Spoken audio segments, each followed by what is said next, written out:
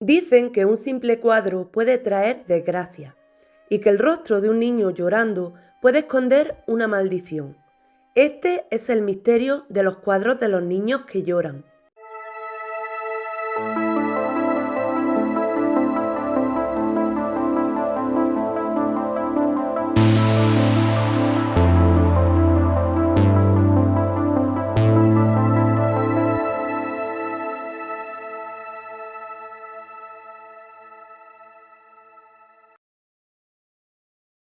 A lo largo de los años, muchas leyendas urbanas se han creado en torno a objetos cotidianos, muñecas, espejos, juguetes antiguos, pero en los años 70 y 80 fueron unos cuadros decorativos los que dieron origen a uno de los mitos modernos más inquietantes.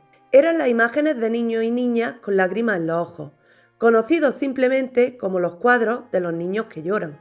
Estas pinturas se hicieron populares en toda Europa, se producían en masa, impresas sobre tableros económicos y vendidas en grandes superficies y tiendas de decoración.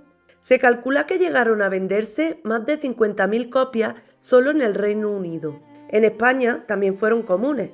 Muchos recuerdan haber visto alguno colgado en el salón de sus abuelos. El estilo era inconfundible, rostros de niños pequeños con expresión de tristeza y lágrimas brillando en sus mejillas. El autor más reconocido detrás de estas obras fue Giovanni Bragolin, un pintor italiano que firmaba con diferentes seudónimos, como Bragolin o Bruno Amadio. Según algunas fuentes, comenzó a pintarlos después de la Segunda Guerra Mundial, inspirado por niños huérfanos o víctimas del conflicto. Otros decían que no eran niños reales, sino modelos inventados. La verdad exacta nunca quedó del todo clara. Durante años los cuadros fueron simplemente una moda decorativa, pero en 1985 todo cambió. El periódico británico The Sun publicó un artículo que desató el pánico. El reportaje aseguraba que en varias casas de Inglaterra se habían producido incendios devastadores y que en todas ellas se repetía un detalle. Entre las cenizas, los bomberos encontraban intacto un cuadro de un niño llorando. El titular fue impactante: La maldición del niño que llora. El artículo recogía testimonios de familias que habían perdido su hogar y que culpaban al cuadro de su desgracia. Según el periódico, incluso algunos bomberos afirmaban que ya habían visto ese mismo cuadro sobrevivir indemne a múltiples incendios, mientras todo a su alrededor quedaba reducido a cenizas. La noticia se propagó como un reguero de pólvora. En cuestión de semanas, medio Reino Unido hablaba del tema. La gente empezó a creer que estos cuadros estaban malditos, que atraían el fuego o la desgracia. Algunas familias llamaban al periódico para pedir ayuda, otras entregaban sus cuadros para deshacerse de ellos. El propio The Sun organizó una quema pública de docenas de cuadros, alimentando aún más la leyenda. Pronto comenzaron a circular historias aún más inquietantes. Algunos decían que el pintor, Bragolin, había hecho un pacto con el diablo para vender su obra. Otros aseguraban que uno de los niños retratados era un huérfano español llamado Don Bonillo, apoyado el Niño del Fuego, que accidentalmente había provocado un incendio que mató a sus padres y que desde entonces la tragedia lo seguía allá donde iba. Según la leyenda, el alma de ese niño había quedado atrapada en los cuadros. ¿Pero qué hay de cierto en todo esto? La explicación racional es mucho menos misteriosa. Los cuadros estaban impresos en un tipo de tablero recubierto con un barniz especial que resultaba resistente al fuego, de modo que en un incendio doméstico no era extraño que permanecieran en pie cuando otros objetos, como muebles de madera o cortinas, se consumieran rápidamente. Además, las llamas no se comportaban de forma uniforme. En algunos casos, los cuadros pudieron quedar protegidos por paredes o por su posición en la casa.